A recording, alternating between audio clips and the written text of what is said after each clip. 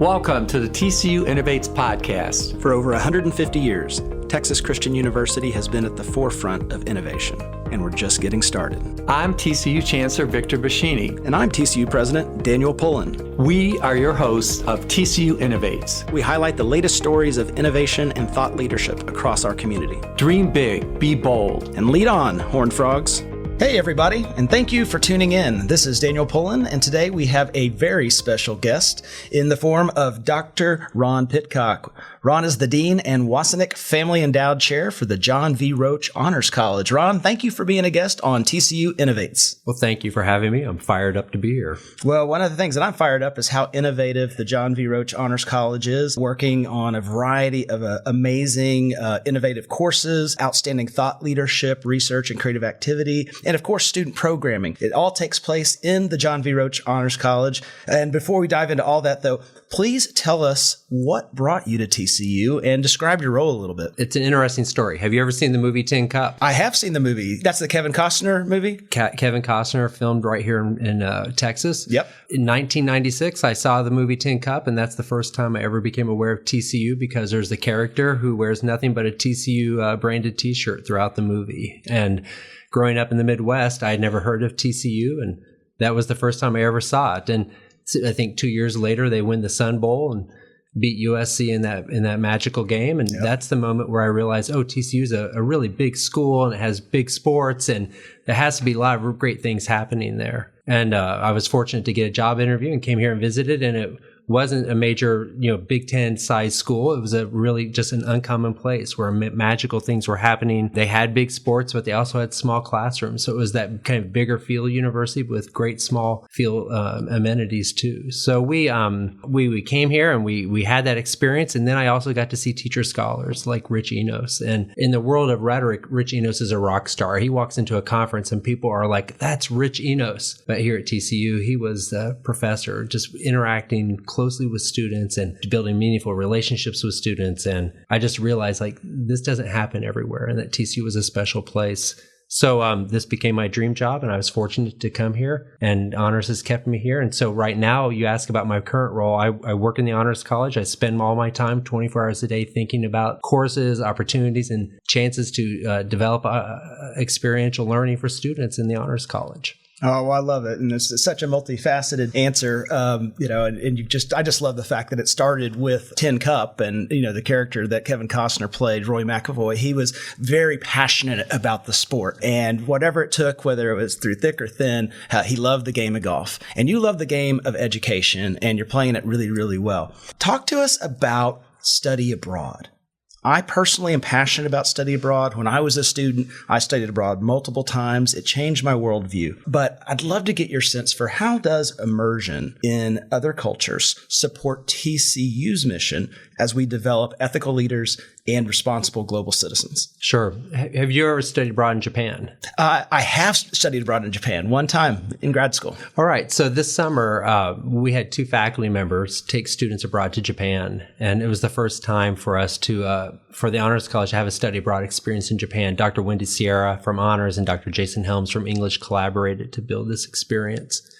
And, there's no better way or better place to study gaming than Japan. And their course was about gaming and culture. So they're in Japan, they're studying manga or manja, however they pronounce it. They're diving into Nintendo. They're looking at all the lights, and the students are just coming to life as they're studying the culture, but then they're also in class building their own games. You talk about the importance of study abroad.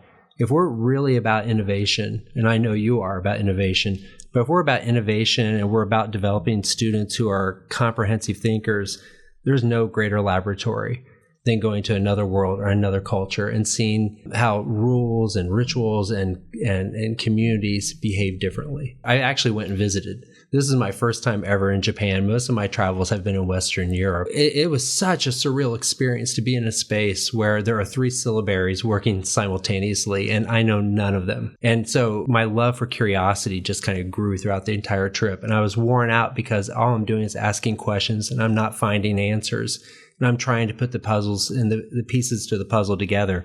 So from the food, the syllabaries, to figuring out how they order and how people move, was just a unique experience for me. But watching students make sense of that, and they pick it up a lot faster than I do. I mean, I'm old and I'm not as quick as they are. They understand, and they're figuring this stuff out, and then they're teaching me how this world works. And so they could explain to me why there's no trash on the ground because the Japanese are carrying their trash with them because there are certain places where they can dump trash. And the students figured that out like the first 24 hours. They actually were making sense of the syllabaries, and they were telling me this is the sign for tree and this is the sign for that. So it was a cool moment to see them figure out how that world works and then to apply that to their own lessons. And then to see them make those connections to the courses they're taking here in Fort Worth, Texas. And while they're doing all that, they're also teaching me and helping me understand. It happened all over, from the subway to the fish market where they're selling the fish at 7:30 in the morning, and watching people bid on the tuna, the tea ceremony, even the baseball game, which functions more like a European soccer game. I mean, that's a once in a lifetime cultural experience. But what's really cool is to see the students put together ideas, to ask critical questions, to just have a love for curiosity, and then recognize that they're part of a larger world, and that extends beyond Fort Worth, Texas, and that they truly are global citizens. When we talk about study abroad, I think it's central to the learning experience we're offering here at TCU. And there were two individuals that joined us on that experience, and they're both TCU alums. One came from Osaka to see us in Kyoto. And Danielle Lesor, and she is a performer there in Osaka. She's a TCU grad, a Horned Frog, living in Osaka and having a great time. But she came and taught us about the culture and what it's like to be a celebrity in that area. And apparently she's a celebrity. I had no idea, but it was a big deal. And then we had Charlie Ruff, who works for the U.S. government in Tokyo. He came, and again, he just taught us about what it's like to live in another culture. So It's really cool to see the impact our alumni are making across the world. Yeah, well, it's just an amazing opportunity for all of our students to study abroad and to learn, and also be teachers, and to take advantage of the breadth of the Horned Frog, the global breadth of the Horned Frog network. And Japan in particular, it's so interesting. A lot of people love it because it's one of the few places in the world where the mountains meet the sea, or the sunrise meets the sunset, and all that's true. But what I love about Japan is, it might be one of the finest examples of where the past is honored in a way that allows learnings from the past to unlock the future, right? In such a forward-looking way. And that's really a great parallel for what universities do, right? Yeah. We study and learn from the past to help shape the future. And obviously the ultimate instrument of our impact is the student and where she goes, and the scaled impact that she has throughout the course of her career as she builds it in the context of life. And the Honors College, the John V. Roach Honors College, does a really great job preparing students for that lifelong impact. One of the, I think, premier courses that you offer is the Nature of Giving course that has been probably a decade or so now. I know you have worked with students to give away, I don't know, at least $1 million, probably $1.5 million at this point. I would love to learn more about that course, the origin of it, the design, the impact, and what you see as you look ahead. Sure. We have been teaching Nature of Giving now for over a decade, and we've given away, I think it's something like $1.4 million. And I just want to say that this course doesn't exist without the support of alumni who provide a lot of that funding that goes straight to nonprofits in the Fort Worth community. But over a decade ago, the idea began with a donor who was interested in what it would look like to teach a course on giving, and literally said, design a class, go play, and create. And so we got to dive in wholeheartedly and think about what it would be like to teach giving, and how could we create a class that would transform students' lives and experiences, but also make a real impact on the community of Fort Worth. And it was a fun challenge. And the course is a result of that experience. And so the course works in 3 phases. The first phase, students get to identify and study their own values, but then identify 5 nonprofits that they nominate. So we're not, doing a call for nonprofits to nominate themselves. The nominations come from the students and their values, because we're going to wrestle with those values over the course of the semester. So the students nominate the 5. We end up with a list of about 100, 120 nonprofits. And then they start doing research on those nonprofits, and they think they're doing a lot of research, and they are compared to most donors in the U.S., and they develop a one-page document. Then I tell them, you have to narrow this down to 40. And the students quickly realize we don't have much information to make those decisions because we don't have data, and we don't have a real understanding of what these nonprofits do, and they're really making decisions from the heart. And in doing that, they make a lot of mistakes. So phase 2, we teach them how to get data and how to analyze data. And we teach them how to read 990 tax forms, which are the most scintillating documents in the entire world. People are lining up to read 990 tax forms. That's a joke. But what happens is the students now start understanding that not just do I have data, but I know what questions I need to ask. And that leads us to phase 3. They've identified 15 nonprofits. They do site visits. They get an understanding about the leadership. They get to meet them. They get to see the work. They get to get a sense of the impact they're making in the community. And on the last night of the class, they enter the debate chamber. And we tell them, you have $100,000. You can give to no more than 5, and there are 15 great nonprofits on the table. Go. And then they start arguing. And they will argue the past, I think, 8 classes, that last class has gone over 10 hours or longer. It's fascinating to watch the students wrestle with the ideas, because they just aren't deciding to whom they're going to say yes and for whom they want to be responsible. But they also are making the decision about who they're going to say no to. And they have to communicate that no. And that's a really difficult thing to do. So in that moment, they're learning, their voice, everything they're doing matters to the life of someone that they haven't met. And that's really what an education is about. It's about our potential, not just to learn, but our potential to make a difference in the lives of other people and communities. And that's what these students are engaging. You know, when we talk about what I love about this class is I think it ties into our TCU values beautifully, because it really is a class that's based on integrity. It's a class that's about having true engagement with ideas and with people. It's about how do we use our learning to improve the community and those relationships that we have with Fort Worth and beyond. And then it's also about excellence and doing it in a way that speaks about the quality of the human being who's making those decisions and assuming responsibility. It is, it's values driven as TCU is. It's also reflective of the full life cycle of what we do and what a university does. It's almost like Japan again, right? It begins with philanthropy from those that have come before. It empowers through the use of questions, right? Not just answers, right? The world is full of well-settled knowledge.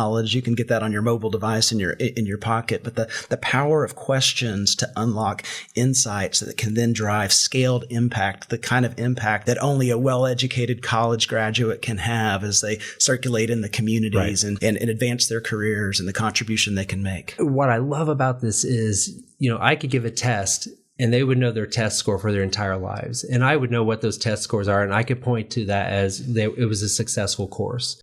The irony is, the beauty of this class is I may never know the full scope of the success of this class, because what the students are doing in their communities, we can track some, but we're never going to know the full impact of what they've learned and the lives that they've touched and the thinking, or how this thinking has encouraged them to reach out and help other people. We're in the midst of doing a survey right now, and we're surveying all the students who have taken the course. And the past week I've been so grateful for the past week, because the students alumni are responding, and they're telling me what's going on in their lives and their parents, and they have these jobs.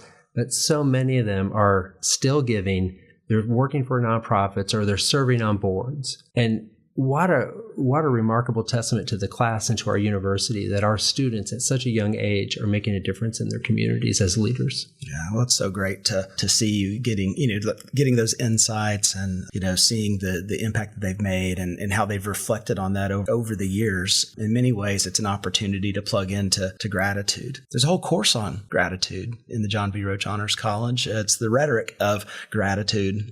It's one of the most popular courses. It's often cited. I would love to, for our listeners, unpack the concept there and the student experience. Rhetoric of Gratitude is a class that we now teach for first-year students. What I love about TCU students is they are so good about writing thank you notes. I don't know, there's a week that I've been at TCU where I've not received a thank you note for doing something small from a TCU student. And they write these beautiful notes, and I've kept every single one that a student's given me, and it's great to work at a place where that happens. Those notes are very different from what you see on social media sometimes, and you see a lot of performative gratitude on social media. I'm so grateful. And then it becomes about the I or, the person's ego. And then there's connected to that, there's this thing called, the industry of self-help, which is a massive field. And it talks a lot about gratitude in ways that are different than what we see in the thank you notes and what we see online. And after that, there's the science that tells us that gratitude helps us, live longer, that gratitude leads to happiness. And so these four things really kind of serve as the foundation for shaping the questions for the rhetoric of gratitude.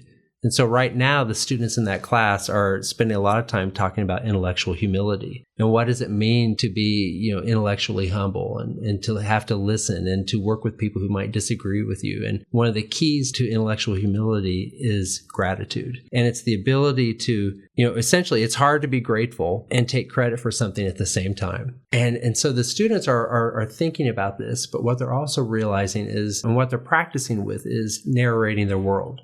So I can narrate the world using a first-person perspective. I did this, I. But then what does it mean to narrate the world from a third person? Mm-hmm. And what they recognize is that the third-person narration of the world leads them to think about gratitude in very different ways than the first person. Mm-hmm. So it's a lot of fun to dive in on those sorts of questions. And what we're uncovering and what the students are uncovering in the first papers are, well, one, they've interviewed people from across campus.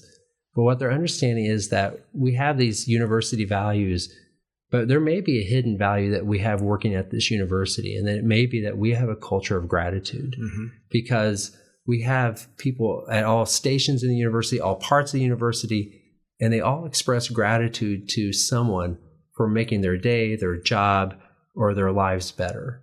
And so it's been a lot of fun to see first-year students at TCU begin to uncover the DNA of the institution. Yeah. And what a valuable gift and opportunity that is for a student in their first 3 months here at the university. Well, gratitude, hidden or otherwise, in many ways is what poises us to bridge, from the past to the future. And we're very much in future mode right now, institution-wide. We're in the throes of, finalizing our strategic plan. It's been done in a very inclusive way. In fact, over 10,000 people who care about TCU, both on campus and beyond campus, current students, parents, alumni, those from industry, community leaders have all weighed in. And what's been emerging is the opportunity for TCU to continue to invest in many ways in thought leadership, taking that values-driven approach to generate insights that can shape the world. The John V. Roach Honors College does that as well as anybody, and you do it in an interdisciplinary way. Can you talk to us about your approach to research and scholarship and creative activities, how you involve our world-class faculty, our students, and other stakeholders? There's a lot. I could go for a long time on this one. We talk about interdisciplinary learning, and I think first and foremost that begins with faculty. We have phenomenal faculty at the university, and we have core faculty in honors, but an honors college at TCU involves faculty from across the entire campus who work, in the business school, and they work in Schieffer, and they work in AdRan. But we have phenomenal faculty who are dedicated to working with students. And it all begins there because, that gives birth to curiosity, that gives birth to exploration. It teaches students the wonder of discovery. So those faculty are central to the relationship between research and interdisciplinary study. As you were talking, I was thinking about our two most recent hires in honors. And we have two new faculty who've come on board, and they're incredible. One is Dr. Sharona Pearl, who is a world-renowned expert in history of medicine, history of science, but what she has most recently studied is face blindness and super recognizers. And so she's written this amazing book, and our students are getting access to her. And much like Rich Enos at the very beginning, who I cited, she's all about students. She loves being in the classroom. She loves engaging students. She loves bringing students into her research.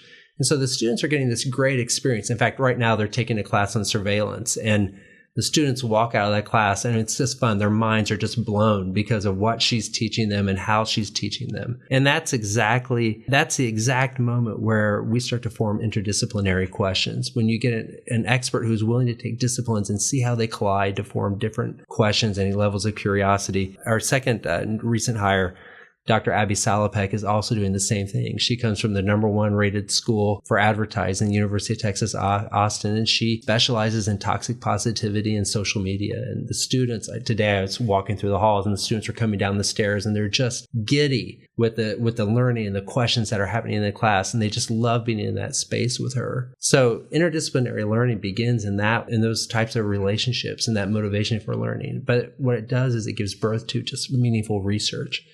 And I'll tell you, we have amazing faculty, but when they're mentoring our students become amazing researchers. And that's the magic of what happens over the course of 4 years at TCU. We're fortunate and honors to be in a place where we get to collaborate with all the colleges and to support undergraduate research across the university. We get to see, I think last year we had over 100 students produce research theses. Those students are this is research that's more like a master's research project, and they are remarkably creative. I think 2 years ago, the person who won was a student from Fine Arts, and she designed an entire marketing campaign. I mean, every minutia, like what would look like on a bus about royal ice cream, and she did the colors, and she had the arguments, and she laid it out, and it was a massive project. But it was just visually exciting to see a student throw themselves into creating something. Yeah. And then being able to argue for it. And, we had a student last year, the scientists, they come up with things, I can't even read the titles.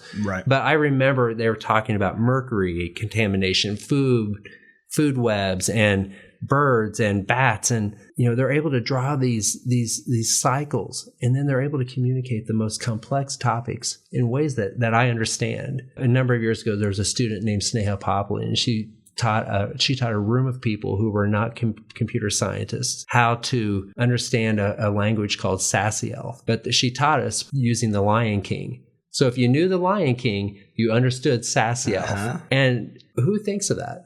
A TCU student. And so we talk about interdisciplinary learning. It begins with the faculty, and then over the course of 4 years, you see that transfer of knowledge, creativity, and a love for learning to our students, and they become the specialists. Well, you've mentioned 2 movies already, Tin Cup and The Lion King. Both are excellent. So you must love that dimension of life. I would say that if you look over the last 20 years, if TCU was a movie, it would be a blockbuster. I can't point to a university that's come as far and as fast over the last 20 years and has really positioned us under the leadership of Chancellor Boschini and the continuity of leadership across a number of our colleges, your ascension as the John V. Roach Dean, and on and on and on, the support of our alums, the aspirations of our students, right?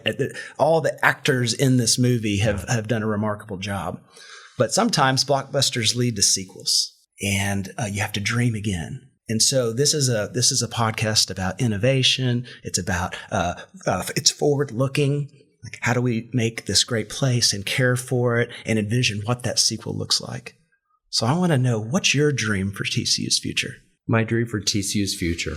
I've been at TCU now. This is my 24th year, and I feel like I've had a front row seat to the blockbuster you're describing. I'm fired up for where we're going to go. I'm excited about seeing us grow as an institution that really lives by the values that we've identified of integrity, engagement, community, and excellence, but does it in a way that achieves a lot of the research goals and the educational goals that we see at the top universities in the nation. Also think that we're in a unique moment where we're going to be able to achieve that and still maintain the student relationships that people and alumni value about the university. I think that's going to be the big story. The big story, it's not uncommon to see universities grow. But a lot of times they lose their entire identity when they grow and they become something different. That's why sequels aren't that good. But in this instance, I actually think we're doing something that is uncommon, uncharted, but very possible because of the people who go to this university. That we're going to create a university that values research. We're going to create a university that's going to grow. We're going to create a university that is building relationships with the community that actually matter in our changing lives. And we're going to do all that while maintaining the student focus and the student relationships and the mentoring that our students need to be world changers. I love it. I love the fact that, as you look across the campus, everybody's focused on it. As you think about growth, describe those world-class faculty that have just joined our number, right? That commitment to excellence and quality and impact and engagement. When you describe the ambitions and the dreams of our students, I have no doubt that as we scale, as we look into the future, it'll be the best sequel ever. Thank you, Dean Pitcock, for joining us on TCU Innovates. Thank you for having me. Go Frogs. The TCU Innovates podcast is recorded at the KTCU studio in the Bob Schieffer College of Communications at Texas Christian University. Thank you to our student producer, George Kamar, and the entire KTCU team for supporting our show. Go Frogs!